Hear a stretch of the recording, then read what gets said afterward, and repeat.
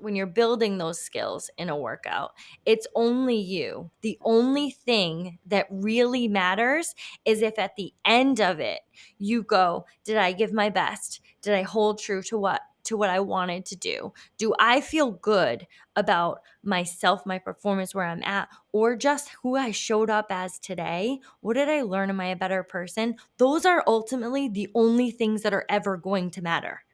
That's why we do it.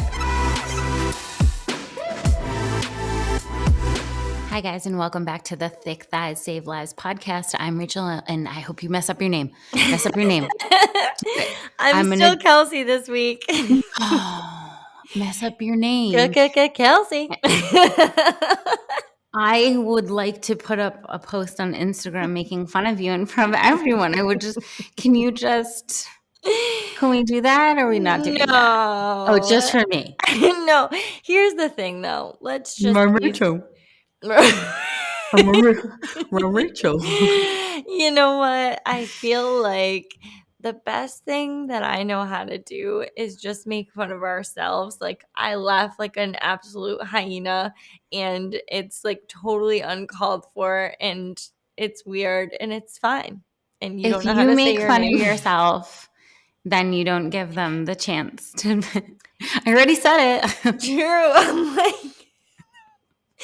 don't say I said it first. I have an old man laugh because I already know.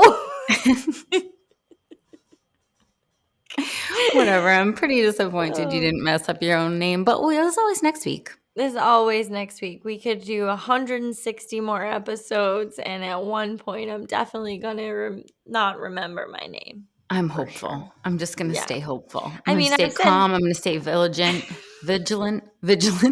Oh man, now I'm gonna get it again. Oh, Jesus. You vigilante. Oh no.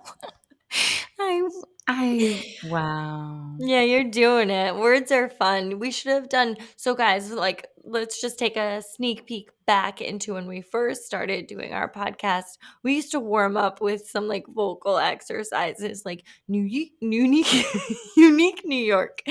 And Rachael did some sound slides that we I love a sound slide. I love a good sound slide. Now we don't do any of that because we just literally show up and our headphones on. What do you want? What are you shit we're talking about today? Shit we're talking about today is what we named our episode. Shit we're talking about today. I don't think Mark will let us name it that for real, but that's what we named it between the two of us. And now whoever is listening, now they know the real name of the episode. Now you know the real truth. Mm-hmm. Unique New York vigilante. Vigilant. Diligent. There's so many ways to screw up on this wonderful Friday afternoon, and I've done all of them so far. Good for you. Thank you so much. I'm here for it. I also have a squeaky chair. Yeah. So I'm going to try not to breathe too much. So I was wondering, how was your week? Because for me, I just want to talk about myself. I'm asking you how your week was. Don't we all like ask those questions with the intention of getting it asked back to us and then just wait for our turn to talk? Well, I didn't even do that. I went straight to, I was like, how was your week? Wait, I don't care. I don't care. Let me tell you about mine. Hey, just tell me about yours. I'm here for you. People. I just know that there is a certain point in the winter where my despair and sadness turns to anger. Oh yeah, like the second and we're day? There. Yeah. Something the second day. Here's the thing, though. You know what? Everyone So I was reading. What was I reading last night? Okay, I can't remember. No, the Elite Athlete. What's it called? Anyway, everyone's emotions are just displayed very differently. And although some people, when they're feeling hurt or sad or scared or any of these things, can display them in a way that we would typically say that person is hurt, sad, scared, whatever. And other people feeling the exact same emotion can display it as anger, frustration, laughing. It's very different. It doesn't discount how you're feeling, just how you're displaying that emotion. And I know for Rachel, having been her sister for 30 something years now, that a lot of the time, also she's an 8, is that when there's a certain uncomfortable emotion, it's expressed in a way of feeling angry. And that doesn't mean she's angry at you or angry at anyone else around. She's feeling like sad or hurt or any of these things, but it looks very angry. And I find that with myself too. Like, why am I It's like just displaying anger? Like, I'm not, I'm sad. Like, it's a knee-jerk reaction, and I try very hard to like say, well, what are you actually feeling here? Because it's just coming out as anger. But I woke up today and chose violence. yeah, I'm not I gonna hear lie. you. And I think that it's gonna just carry me through this podcast. And I just want everybody to know, if I seem some type of way, it's been 30 degrees here for 6 months. And you too would feel like all the people in Alaska are going, no, I don't, bitch. I'm fine. I What's know. the matter with you? It's just certain personality types. We do have some fun would you rather though. Oh, okay. I'm So into it. do you want to start with some would you rather? Wait, do Would I you ask it or? I'm going to ask you, would you Oh, you're going to rather ask me. have a rewind button or a pause button on your life? Oh, that's an easy one. What? I don't like my worst fear is to be stagnant. So I never pause. Never That's pause. No. interesting. I could go back and relive things again. Is this like the butterfly effect where I do something different and then I change everything and then I'm like, oh, I didn't mean to do that. Let me do it again.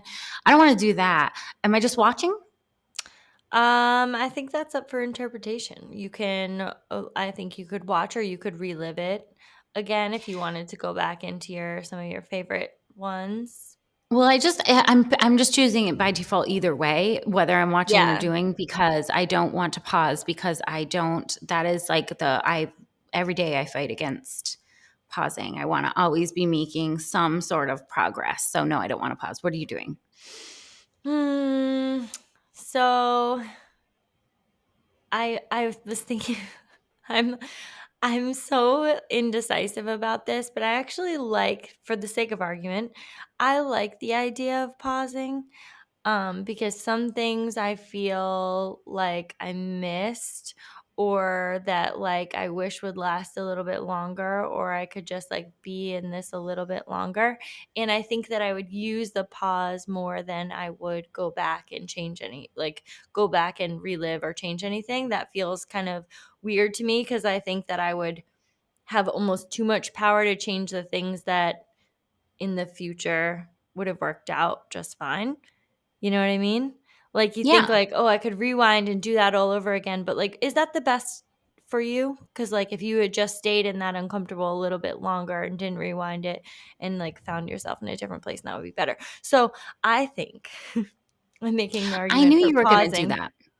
I knew What? you were going to do that. I knew you What? were just going to take whatever. I knew you were just going to go, well, on the flip side. No, I'm just thinking about, like, some of the times when I think about pausing, I think honestly about other people and, like my mom and Rory and stuff, and I'm just like, I want to pause here and like be in this. Like, he's only 5. Like, let's stay here for a No, bit. I get it. For a bit. I get it. I totally Like, get why are it. you getting bigger? Like, let's just stay here for a little bit longer, and I don't have that option. But yeah, that's my I get pause. it. I definitely think a lot of parents feel like that. I do not. I say keep on chugging. Yeah, you say that right now, but I don't know. I don't know. Ask her in 10 minutes. She might come up with a different response. Well, I have always been in Mom of a toddler. I'm like very firm in this that I'm not really an infant type of mom. That's not where I Well, he's a thrive. he's a toddler. Well, no, he's not even a toddler anymore. I But know, what he's I'm like a saying kid. is Hey, kid. I didn't want to pause on those things. That was not where I was starving. I do Mm, better with kids. You know, I do mhm. better when you can actually verbalize what you need and want. And, you know, that's just where I feel more comfortable. So no, I did not want to pause in that. I wanted to go, keep on going, keep That's on, true. That's keep it true. on. When you start There's wiping gonna your be own one ass. point. There's gonna be one point you want to pause. All right, my next one is: would you rather be Batman or Spider-Man? Um, I don't want to be any man. The end. That's the best response anyone.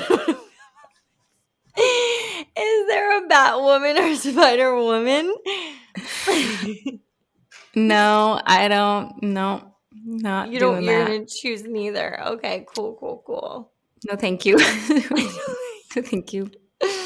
I'm gonna choose Batman. I think that's more my spirit person, kindred I spirit. mean, the idea that you have to get your powers by being bit by a spider is literally my worst nightmare. So no, no spiders. No spiders and no. I don't even know. Batman doesn't really have any like powers except being a millionaire and really smart. That'll work for me. I'm going to change my answer. A millionaire white man. Now we're talking. That's true. All right, so that's what our would you rather for today. What else would you like to talk about for shit we're talking about today? You know what I want to talk about is a question that came up in our Facebook group, and in this concept comes up like, you know, very often, just like in different ways. And I can't remember exactly what the post who the poster was, but the person posting the question was asking about, you know, that she had just switched over from counting calories to counting macros. And she was about 3 weeks in and she had gained 3 pounds. And that's obviously a bad sign. And this isn't working. And what should I do to adjust? And, there was the post was loaded because there's so many things in there that like I wanted to address. Obviously, the first being the fact that 3 weeks is a completely ridiculous timeline to judge anything on. That is like there's nothing that should be judged in health or fitness on what you've been doing for 3 weeks. That's just simply not enough time. That's number one. But then number two was obviously, you know, the judging the progress on the scale, the looking at, okay, I've gained 3 pounds and, you know, that must be a bad thing. And obviously, I rushed to explain the fact that, like, at different points in the month, females particularly, at different points in the day, at different points in the hour, we can weigh like give or take 3 pounds. That does not have anything to do with our fat loss, fat composition, body composition. It can be as simple as what is in your gut at that time, how hydrated you are at that time, if you're on your period or not on the time. Like there's a ridiculous amount of factors. So that's why, you know, we always say to not measure progress on the scale. But like the thing in there that was really loaded that I think a lot of the girls were commenting on was the fact that she had gone from a 1,200 calorie a day allowance to counting macros instead. And a lot of people were bringing up the fact that that is, you know, a dangerously low amount of calories for someone. I think she said she worked out 6 days a week. She was like a spin instructor. So she had a very high activity level, and that amount of calories is enormously low. And so obviously the conversation went to I think you're in starvation mode. And that phrase kept being brought up and then argued over because of the semantics behind the starvation mode argument. Like starvation mode doesn't exist. Yes, it does exist. Well, if it did, then people would be skin and bones. And well, that's not what it is. So I wanted to talk for a second just to remind everybody about what an what an exercise in futility it is to argue over the semantics of that term, because it's like when we argue over when someone says, well, muscle weighs more than fat, so weight gain could be, and it's like, no, muscle doesn't weigh more than fat, but you know what they meant. Yeah. Yeah. Yeah, that always gets me, because I'm like, you go back to the semantics of it and you say, like, does it actually weigh more? No, of course it doesn't. Is it acquiring less space on your body, and does the body composition look very different? Yes, absolutely it does. And we know what people are saying when they're using that phrase. So again, it's like going back and forth over a phrase that we know what people are getting at. We don't need to come back to, like, is this actually weighing the same? Yes. But is this taking up much more space, and is, like, ultimately for a lot of people an undesirable amount of fat on your body, whereas, like, muscle becomes more desirable because you can use it more? Like, we know exactly what we're talking about here. And the same thing comes down to when you're saying you are in quote unquote starvation mode, where people are trying to you know, um, explain what your body is doing in a very simplistic way, because going into what your metabolism is doing, how how you're using energy, how you're consuming energy, and then putting it into your daily activity, and how your body needs to adjust, is a very complex thing to explain.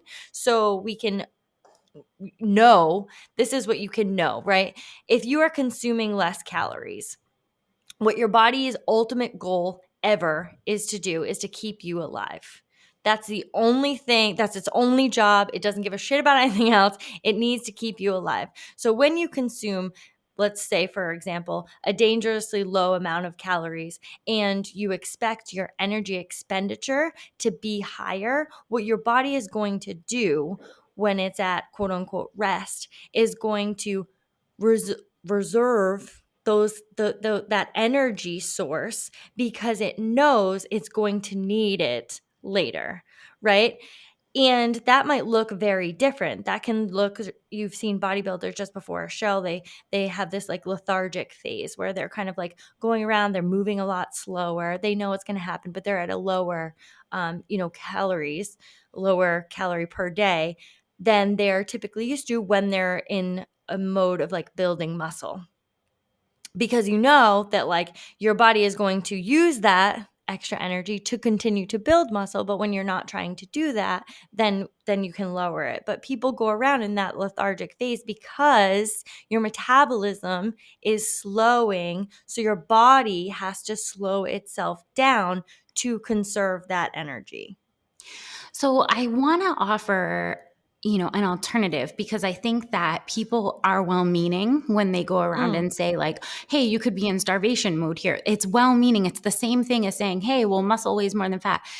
But I want them to have a term that, like, actually it makes more sense to other people. That way their message can come across as more clear. What's happening there is metabolic adaptation, mm. where your body is adjusting to lower calories, and it is learning to run off of lower calories.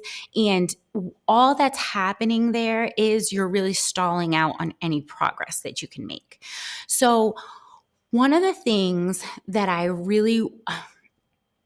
just want to hit this home, because I think it's so important, in saying that people have to be skin and bones in order to be showing metabolic damage, is so ridiculous. And honestly, it's fat phobic, Yeah. like, in every sense of the word. Looking at someone and saying, I can tell you don't have metabolic damage because you don't look like you're starving. I can't see your ribs through your body. That is so fat phobic and so, like, awful and weird in every single way. Metabolic damage absolutely is prevalent in our society. Prevalent. Not only does it not have a look, but oftentimes damage that people have is due to nutritional deficiencies. And so, although they're not starving, quote unquote, where they look like a typical starving person might look when you think of it in your mind, what that is, they can be starving nutritionally, which presents itself in so many ways in the body, but that is mainly in disease. So if a body is starving nutritionally, it may not look like a typical starvation, but it will present in disease, like as in like insomnia, or Mm. insanely high cortisol levels that stay high and cannot come down, or depression, anxiety. There are a lot of ways in which the body can show nutritional deficiencies that have nothing to do with anything you can see on the outside. And I think that people really need to put themselves back in check when they look at someone and say, I can tell that person's metabolism is working fine because they're not skinny. Excuse me, but you can't. Yeah, I'm so glad you brought up being malnourished too, because I think that, I don't know if it's commercials or just like what we have learned or accepted in society that someone who is malnourished has to be thinner and smaller body. But the reality of that is you can be very malnourished and not be in a smaller body. That looks so different for a lot of people, and not getting the appropriate amount of nourishment that your body needs, and your body will react in many different ways. So I just wanted to hit on that because I feel like it's a topic that is so, it's the it thing right now, right? Is there a Yeah. starvation mode or isn't there? And are people that are claiming to be super low calorie, are they lying because they're not super thin? Or Uh, like this whole thing, and really it's so harmful in every mm, way because it does not take into account the most important part of nutrition, which is the quality of what is going in your body. And if you are not nourishing your body in your, your calorie counting and your calories are trash, whatever, you are doing metabolic damage that will present itself in disease in your body in varying ways. And it's not going to look the same on everyone, but just assuming that someone is, not telling the truth mm. or not counting correctly or not weighing enough of their food because they say they're in a deficit and not losing weight, that's just harmful and we need to stop it right now. And if you want to explain this to someone, maybe it would be a little bit better and less controversial to use the term metabolic adaptation, or just talk about nutritional deficiencies that can have harmful effects on your metabolic rate and therefore the way you are metabolizing food and storing fat. And we know that that all works together. So I don't know, I You're told you I'm fired up angry. about it. Yeah. I told you, I warned you. Yeah, no, I know. I know you're fired up about it, but I think it's also an important conversation that we consistently have that comes back to the baseline of stop making assumptions about other people's health based on their physical appearance. Stop it. Stop dead in your tracks. You find yourself making an assumption about another person based on their appearance alone. You don't know anything. And I think that's just like one of the things we've preached from the very beginning. We've said it in many different ways. It will come up in so many different conversations with a different face, a different mask, whatever it is. But it's the same idea. Totally. So the other thing that I wanted to talk about today, that was going on because we record a little bit ahead, but we're smack dab in the middle of the open right now. Which, if you don't know, there is kind of like a massive fitness kind of. I wouldn't call it a competition because for most people, it's just competing against yourself. It's for fun. There's 3 workouts released over the course of 3 weeks, and kind of the world all does them together, and it's a really fun time to, you Arguably the know, largest fitness competition in the world. Most it's just participants. it's so special because well, this is why I think it's special because all of, the whole entire fitness community gets to do all the same workout at once and like suffer together and talk about it together and lament together and triumph together. And it's so cool to just have, one big community just once a year, just really like reveling in their fitness. Is that reveling? Did I Yeah, you're do? good. Yeah, Yeah, yeah, yeah, cool. yeah. You got me. You got me. Yeah, yeah. So, one thing that has been coming up as the open has been going on is, there are set standards for every workout. And usually people are kind of used to building and scaling on their own modifications, which is so nice because it's the most beautiful thing about fitness that you are able to scale and modify to where you are. And it's like, you build your workouts and you challenge yourself, but it's always appropriate for you. When the open comes out, there are 3 specific workouts that you can choose from to do. And it's 3 different levels. It's for everyone, but you kind of have to stick to the level that you're at. And one of the things that we've seen from our community is people kind of being in between 2 levels. And what has come out of that is, hey, for example, this week there was a deadlift workout, deadlift and burpee over the bar. And some women have been saying, I normally would do that heavy of deadlifts, but normally I would step over the bar, or I would start with jumping. And then when I got too tired, I would start stepping over the bar. And I just wanted to use this as an opportunity to talk a little bit about the idea of sticking with a workout that you agreed to, signed it in blood. I will do this workout. And the importance of sticking to the standards that you set in the beginning of that workout from start to finish. Yeah, so I think that, when we had our interview with Nancy, actually, she had so eloquently, as some honestly older folk do, when they have the ability to do some of these workouts and kind of look back with their whole life experience, what they learn, what they take from it. And one of the things that, we had asked her and that she brought up was, what she has learned and what she's taken into her life beyond the workouts and how that's changed her. And how that helps her in her day-to-day in becoming a better person. And as soon as we talk about, that agreement that you go into a workout with, that I'm going to start this and I'm going to finish it, is one of those things that for me is more of a life thing than that we're practicing while we are doing those day-to-day tasks, and it happens to be a workout. So we have a challenge in front of us. So you have a physical and a mental challenge when you enter in an open workout.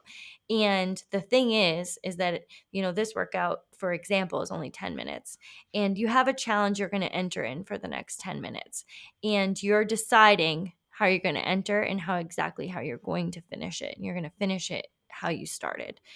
And that to me is practicing that perseverance, that holding to your word, that when I enter in this, I am going to, when it gets hard, still keep going. I'm going to stick with what I said I'm going to do. And that is really important to me because it's going to get hard for every single person. It's going to get hard for me. When we were watching the announcement of the open workouts, we were watching it with all of our women, and they were like, it's crazy to see some of these elite level athletes because they're tired. What's going to happen? It's crazy to see them be human and they're tired too. This is all relative. Every single workout is relative. I'm going to be tired for me, whatever that looks like, coming down the ladder. You're going to be tired for you because we are all just showing up as just regular humans, just trying our best to complete this challenge in front of us. And we're going to do it from start to finish. We're going to stick with it. And when you choose your weight or your modification, you choose one at the beginning that is appropriate for you. And if you are choosing appropriately, it will get hard and you'll do it anyway. You might take breaks. You might take a couple more seconds before you jump over the bar, but you're going to keep jumping over the bar because that's what you agreed to. That thing you said about, how everything's relative and it's hard for me and it's hard for you and it's hard for elite level athletes and it's hard for mom. It's literally hard for everyone. You're just choosing your hard. And that is my favorite thing about the open is that everyone is experiencing their hard. And so we can all look at each other in the eye and be like, oh my God, you just did a hard thing and I did a hard thing. And it's like, high fucking five, right? But like, here's But the the thing. idea isn't when it gets hard, you bail out to something else. The That's where idea that's where I'm like having my struggle on it is, the saying, well, I'm going to do jumps for as long as I can, and then I'm going to switch over in the workout. And it's like, wait a minute, wait a minute, wait a minute. There are absolutely reasons why a workout needs to be modified, but it needs to happen before the workout. And being tired is definitely not a I don't want to say this. I'm trying to be. I'm angry. I want to say this in the way that it comes out right, because it really is important to me that I know why people are switching over halfway through the workout, because they're like, I'll be faster if I'll be able to keep going. If I keep jumping, I'm going to have to take all these breaks, and it's like, but I want to keep going. I want to, yeah, but that's where the progress is made. Mm, When you have to jump and you can't jump anymore.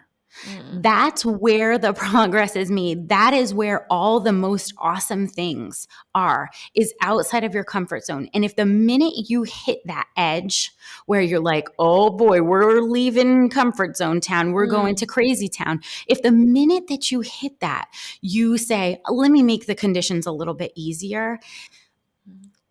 it's it's going to be better for you to push past that and say, no, it's okay that I've left comfort town. I'm Right. going down the dark road.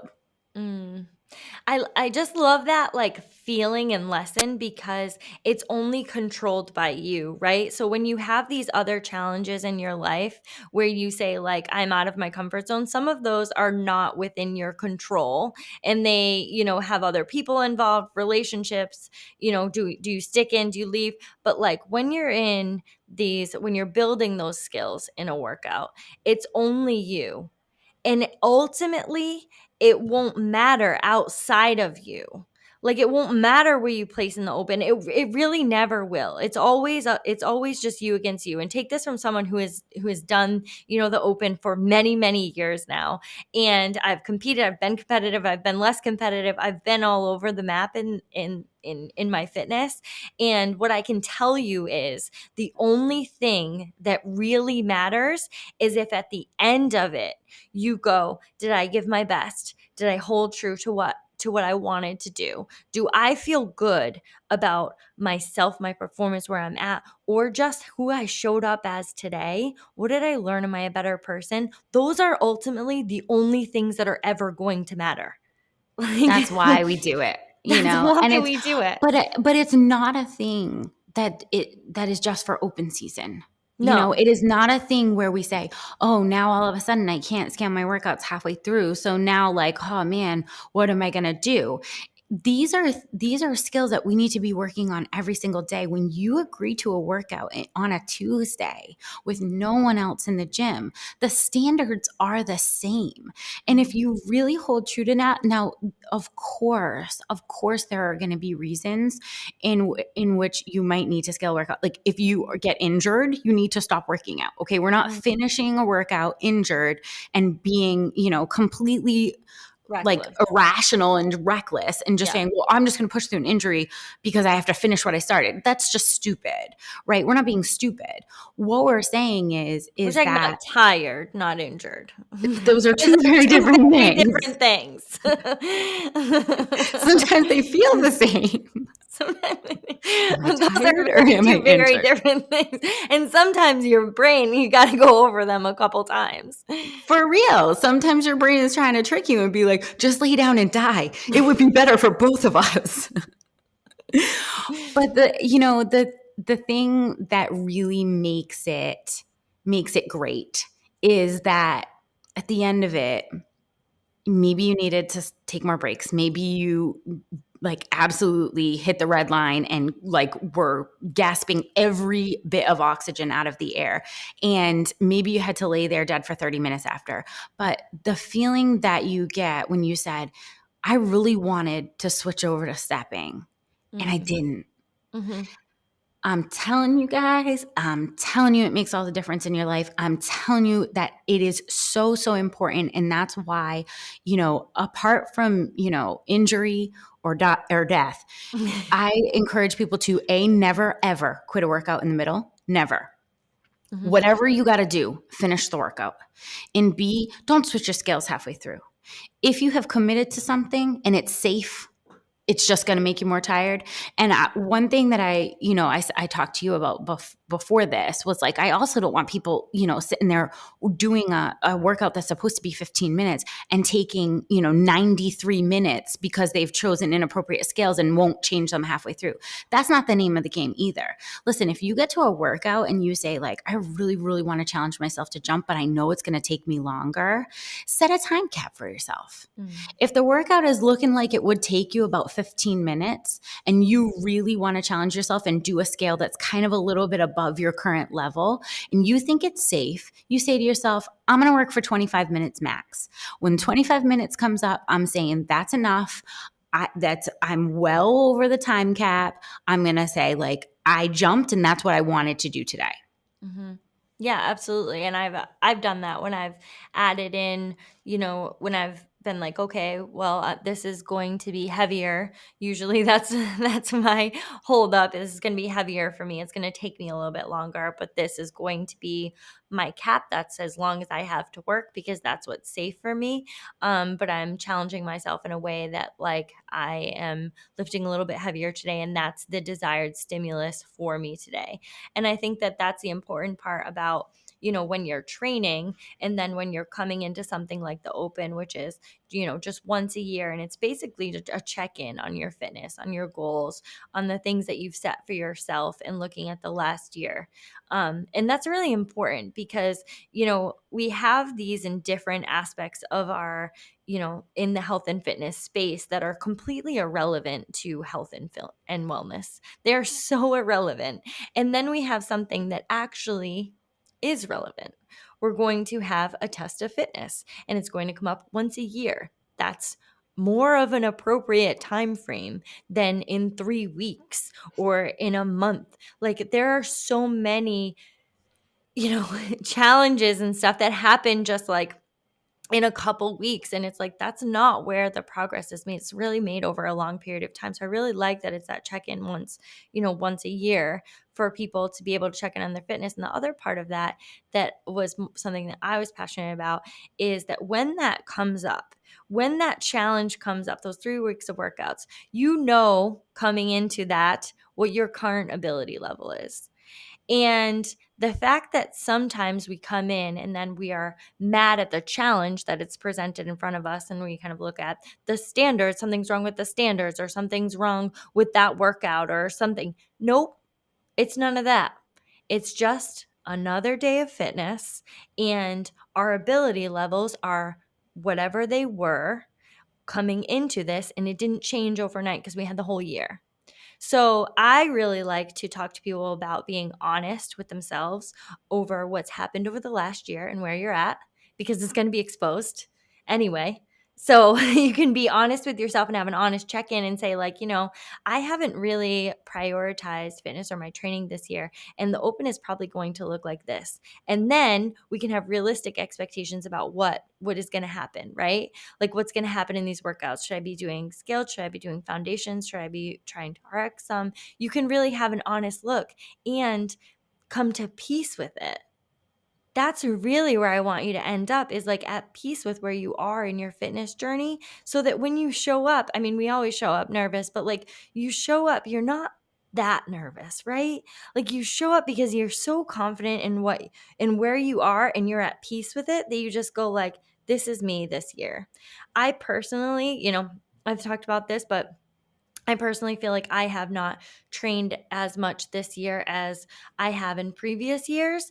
And coming into the open season, I came in being like, okay, so this is what my year has looked like. It's had a lot of growth in a lot of different areas of my life, and I'm so proud of it. Fitness has not been the number one growth in there. So what I can expect from me is this. I'm still confident in my abilities, but I am not like looking to like blow anything out of the water. It's hard. It's hard because so much of, competing in fitness, whether it's just like day to day or whether it's, on the leaderboard or whatever, you're or just testing a workout against an old Mhm. workout that you did. All of it Yeah. is just, it's so reliant on checking your ego at the door. And it's Yeah. really hard sometimes. It's really, really hard because it's such a fine line between like, I want to have high expectations of myself and I want to push myself to my limits, but I also want to be, realistic with Mhm. the role this has had in my life. And I So mean, that I can be proud of me too, right? Like it, that's that's the a, ultimately like that's the that's the goal. goal that I want everyone to feel and experience is that they showed up and they looked at themselves in the year and what's really happened in an honest way so that they can be proud at the effort they put forth during this time and end and say like I did the best that I could. Like I ended last week's workout and I said, my initial thoughts, because I still do this too. My initial thoughts was, I don't know how good that was. I don't know where I'm going to end up on that. And then I literally like, one of my best friends has been in the game since 2011. Sonia's been in it for a long time. And she said, that looked like your best effort. Was that your best effort? And I said, yeah, I think it was. And she goes, then you did absolutely amazing. And I was like, you are 100% right. All you can do is say, did I do my best? And we always pick apart our improvements, but did I do my best? If the answer is yes, then you just go like, I did amazing because that was my best. That's all you can do. That's the kind of feeling that, makes everything worthwhile. And that is why we do it, is ultimately so we can pat ourselves on the back and say, what an incredible, incredible effort you've put in to being a human that can complete these kind of tasks. Guys, we could get like, At people any off the level. street Mhm. and say to them, hey, go ahead and go do a wall walk. Go ahead and deadlift 155. Go ahead and do a burpee over the bar. And there are a lot of people that do not currently have that ability within their body. Watching mom do the open workouts is one of my favorite things every year. And she did, for the first week, she did half wall walks and she crushed it. Now, this is a woman in like, she was like 65 and she's like, but putting weight on her upper body to be able to move it. I'm like, yes. Like there are a lot of 65-year-olds that are not able to do this. It's mom's 67, I think. 67. What? So, I aged down. well, I just, Yeah, I too. like to Same give her her thing. true Yeah. due, Mhm. because, Mhm. um, but I totally agree. I think that, ultimately we need to just be looking at this experience as like, wow, it's just really incredible that I can be here and have the freedom in my body to do these kinds of things. And, that's why always for the 99.9% of people, the leaderboard is completely irrelevant and it honestly should be kind of ignored.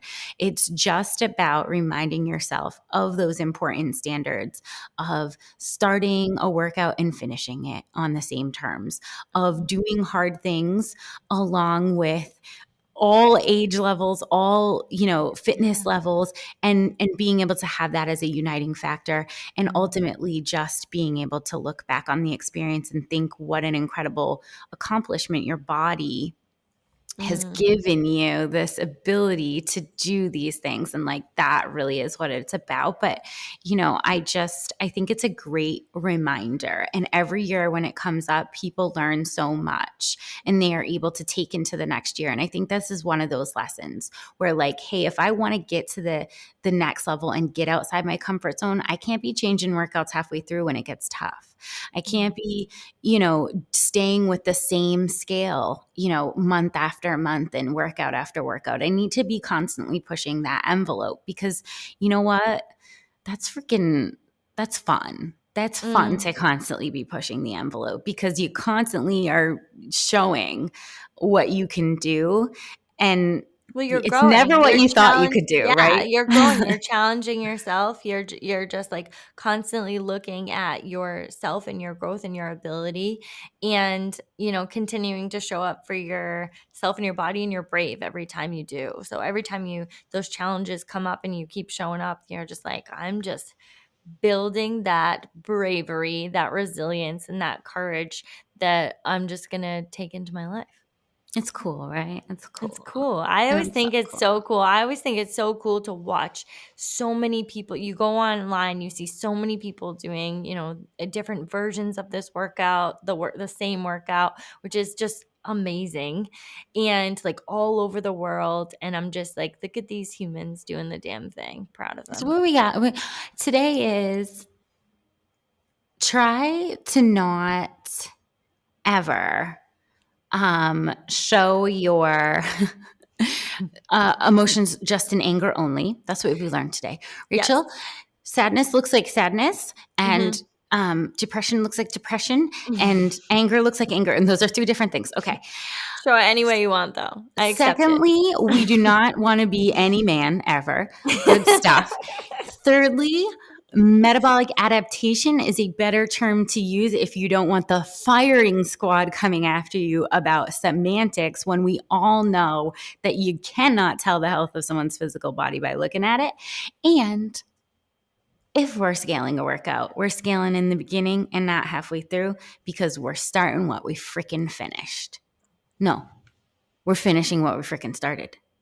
Yeah. Yeah. I think you just said the same thing backwards twice, but I I'm did? here I don't know, I'm here for it. Rachel. Run, Rachel. Run, Rachel. That was an excellent summary. Thank you guys so much. I hope you have an amazing week. You're all special, brave humans because you're listening to this podcast. So you already know you're our people, and have an awesome week. We love you guys.